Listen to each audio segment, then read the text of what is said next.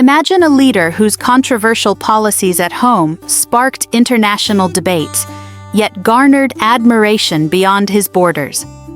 Rodrigo Duterte, the former president of the Philippines, is one such figure revered by some Asian nations for his uncompromising stance on crime, assertive foreign policy, and pivot towards regional alliances.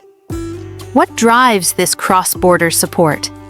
Is it his defiance of Western criticism, his strategic engagement with neighboring powers, or the bold leadership that redefined his country's global standing? Before we delve deeper, can you recall the year Duterte assumed the presidency? Share your answer in the comments below. And ponder this. How did Duterte's foreign policy reshape the Philippines' relationship with China and influence the geopolitical dynamics of Asia?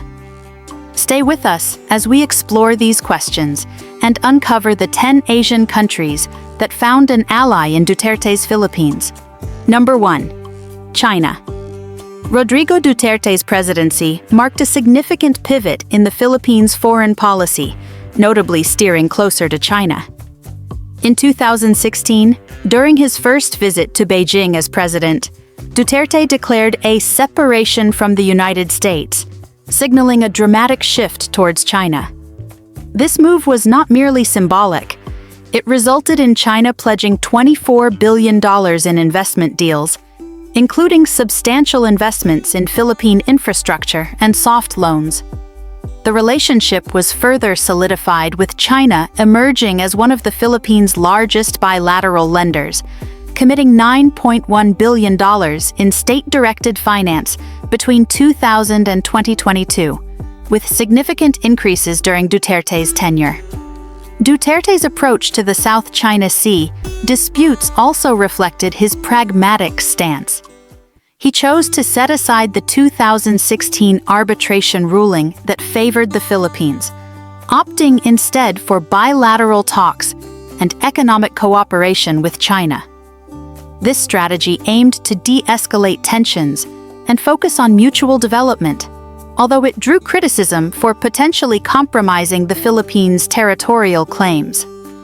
Nevertheless, Duterte's policies led to tangible benefits, such as increased Chinese tourism, with arrivals more than doubling from 675,663 in 2016 to 1,743,309 in 2019, and China becoming the first country to donate COVID-19 vaccines to the Philippines. Duterte's pivot to China was not without controversy. His anti-Western rhetoric and alignment with China raised concerns about the Philippines' long-standing alliances and the implications for regional security dynamics. However, for many in Asia, Duterte's assertive foreign policy and willingness to challenge traditional power structures resonated, positioning him as a leader, unafraid to redefine his country's place on the global stage. As we explore other Asian nations' perspectives on Duterte, consider how his approach to China might have influenced their views. Number 2. Russia. When Rodrigo Duterte assumed the presidency in 2016, he embarked on a foreign policy shift that surprised many: a pivot towards Russia. Historically, Manila and Moscow had minimal interaction, but Duterte sought to change this narrative by fostering closer ties with Russian President Vladimir Putin. In their initial meeting during the 2016 APEC summit in Peru, Duterte criticized Western nations for their bullying and hypocrisy, expressing a desire to align more closely with Russia and China. This sentiment was not mere rhetoric. Duterte's administration actively pursued defense and economic partnerships with Russia, aiming to diversify the Philippines' international relationships and reduce reliance on traditional Western allies. The burgeoning rapport between Duterte and Putin led to tangible outcomes. In 2017, the two nations signed an agreement on defense cooperation, paving the way for military exchanges, intelligence sharing, and potential joint exercises. Economically, Russian companies expressed interest in investing in the Philippines' energy and transportation sectors, signaling a broadening of bilateral ties. Duterte's overtures to Russia underscored his commitment to an independent foreign policy, seeking partnerships based on mutual respect and pragmatism. As we explore other nations' relationships with Duterte's Philippines, consider this. How did these strategic shifts influence the regional balance of power, and what implications did they have for the Philippines' traditional alliances? Number 3. Vietnam. Vietnam and the Philippines, both Southeast Asian nations with complex histories and strategic interests, found common ground during Rodrigo Duterte's presidency. In September 2016, Duterte's official visit to Hanoi marked a significant step in strengthening bilateral ties. The two countries agreed to enhance cooperation in various areas, including maritime security, defense, and trade.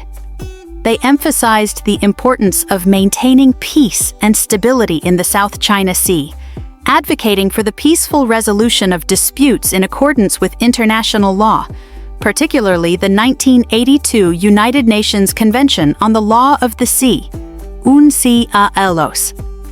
However, Duterte's approach to the South China Sea disputes, characterized by a softer stance towards China, presented challenges for Vietnam. While the Philippines under Duterte sought to de-escalate tensions with China, Vietnam remained wary of China's maritime ambitions. This divergence required careful diplomacy to ensure that the Philippines' foreign policy shifts did not undermine Vietnam's strategic interests. Despite these complexities, the two nations continued to collaborate on various fronts, including joint efforts to combat transnational crimes and enhance economic ties. As we delve deeper into the dynamics between Duterte's Philippines and its Asian neighbors, one might ponder, how did these nuanced relationships influence the broader geopolitical landscape of Southeast Asia? Number 4. Indonesia. Indonesia and the Philippines, under President Rodrigo Duterte, found common ground in their hardline approaches to drug enforcement. Duterte's aggressive campaign against drug trafficking in the Philippines resonated with Indonesian officials, who were grappling with their own narcotics challenges. In 2016, Budi Waseso, head of Indonesia's National Narcotics Agency, expressed admiration for Duterte's methods, suggesting that adopting similar tactics could drastically reduce drug-related issues in Indonesia. He controversially stated that the lives of drug dealers were meaningless, advocating for a more forceful stance against narcotics. This alignment in rhetoric and policy underscored a mutual recognition of the drug crisis as a significant threat to national security and public health. The synergy between the two nations extended beyond policy into a shared political ethos. Both Duterte and Indonesian President Joko Widodo, commonly known as Jokowi, projected images of decisive leadership, emphasizing law and order. Jokowi's administration, inspired in part by Duterte's approach, intensified its own anti-drug measures, including authorizing police to shoot on sight foreign drug dealers who resisted arrest. This tough stance mirrored Duterte's policies and highlighted a regional trend towards stringent drug enforcement. As we delve deeper into the relationships Duterte fostered across Asia, one might ponder, how did these alliances shape the region's collective stance on drug policy and governance? Number 5. Malaysia. Malaysia and the Philippines have long shared a complex yet cooperative relationship, marked by deep historical ties and mutual interests in regional stability. During President Rodrigo Duterte's tenure, both nations prioritized collaboration over contention, particularly in addressing security challenges in the Sulu Sea. This maritime region, notorious for piracy and militant activities, became a focal point for joint efforts. Alongside Indonesia, Malaysia, and the Philippines initiated coordinated patrols to secure their shared waters, demonstrating a collective commitment to combating transnational threats. These trilateral maritime patrols not only enhanced security but also reinforced trust among the neighboring countries. Additionally, facilitating peace talks between the Malaysia played a pivotal role in Philippine government and the Moro Islamic Liberation Front, contributing to the establishment of the Bangsamoro Autonomous Region in Muslim Mindanao. This diplomatic engagement underscored Malaysia's dedication to fostering peace and stability in the region. Economically, the two countries continued to strengthen ties through initiatives like the Brunei Darussalam Indonesia-Malaysia Philippines East ASEAN Growth Area, BIMP-EAG. This sub-regional cooperation aimed to spur development in less developed areas, promoting inclusive growth and economic integration. Under Duterte's administration, the Philippines actively participated in BIMPEAGA projects, focusing on infrastructure development, trade facilitation, and tourism promotion. These collaborative efforts not only bolstered economic ties, but also reinforced the importance of regional solidarity. As we delve deeper into the dynamics of Duterte's foreign policy, one might ponder, how did these multifaceted partnerships influence the broader geopolitical landscape of Southeast Asia? Number 6. Cambodia. When Rodrigo Duterte took office in 2016, his assertive leadership style and controversial policies quickly garnered attention beyond the Philippines. In Cambodia, Prime Minister Hun Sen, known for his own strongman approach, found a kindred spirit in Duterte. Both leaders shared a penchant for decisive action and a disregard for Western criticism, particularly concerning human rights and governance. Their mutual alignment was evident in their respective stances on foreign policy, with both countries leaning towards China for economic and political support. This realignment signaled a shift in ASEAN dynamics, as nations like Cambodia and the Philippines under Duterte's leadership began to challenge traditional Western influence in the region. The camaraderie between Hun Sen and Duterte extended to domestic policies as well. Following Duterte's aggressive war on drugs, Hun Sen launched a similar campaign in Cambodia, emphasizing a tough stance on narcotics and crime. While Cambodia's approach was less lethal, the inspiration drawn from Duterte's policies was unmistakable. This emulation underscored a shared belief in authoritative governance as a means to maintain order and stability.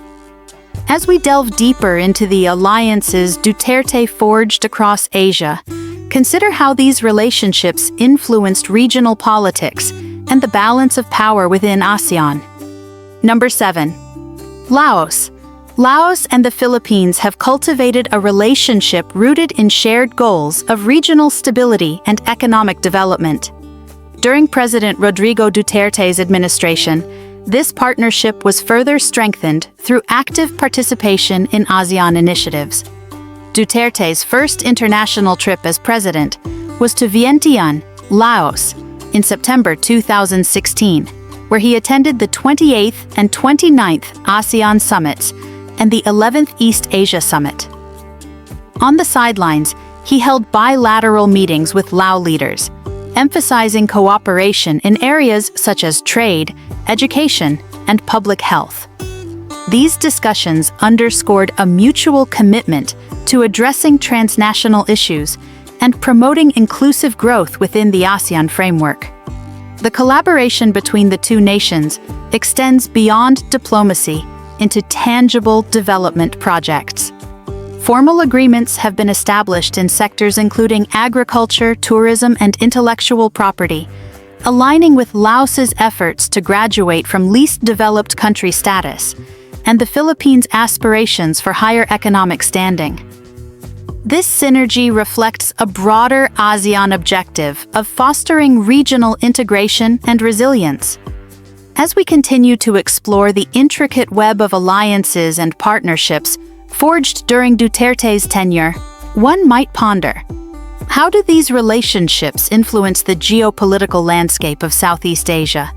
And what lessons can be drawn for future regional cooperation? Number 8. India. During President Rodrigo Duterte's tenure, the Philippines and India found common ground in their nationalist values and growing concern over regional security, especially in the Indo-Pacific. This bond translated into a major milestone in 2022 when the Philippines became the first foreign buyer of India's BrahMos supersonic cruise missile system, an impressive show of trust and a significant boost to Manila's defense. Talks soon followed for acquiring India's Akash missile systems, signaling deeper military collaboration. But this wasn't just about weapons, it was about strategy, sovereignty, and sending a clear message to larger regional powers. With joint military drills, intelligence exchanges, and training programs, the Indo-Philippine alliance became a symbol of two nations standing tall. And the big question now is, could this partnership redefine the balance of power in the Indo-Pacific in the years ahead? Number 9. Pakistan. During President Rodrigo Duterte's administration, the Philippines and Pakistan cultivated a low-profile but meaningful alliance rooted in shared experiences combating terrorism and extremism. In 2022, they formalized defense cooperation through an MOU that opened doors for joint training, intelligence sharing, and military exchanges. Key steps as the Philippines sought insights from Pakistan's extensive counter-terrorism operations, like Zarb-e-Azab. But this relationship wasn't just about bullets and battle tactics. In 2023, both countries co-sponsored a UN resolution promoting interfaith harmony, reflecting a deeper alignment in fostering peace beyond the battlefield. As regional threats grow more complex, such multifaceted partnerships quietly shape the security and diplomatic fabric of Asia. And they may just be the unlikely alliances that hold the region together. Number 10. Bangladesh. Under President Duterte, the Philippines and Bangladesh enjoyed a renewed sense of camaraderie, celebrating 50 years of diplomatic ties in 2022 with a focus on expanding trade, education, and cultural exchanges. Prime Minister Sheikh Hasina's warm acknowledgement of the Philippines' early recognition of Bangladesh's independence highlighted a bond rooted in mutual respect. But what truly deepened their connection was a shared and controversial approach to drug policy.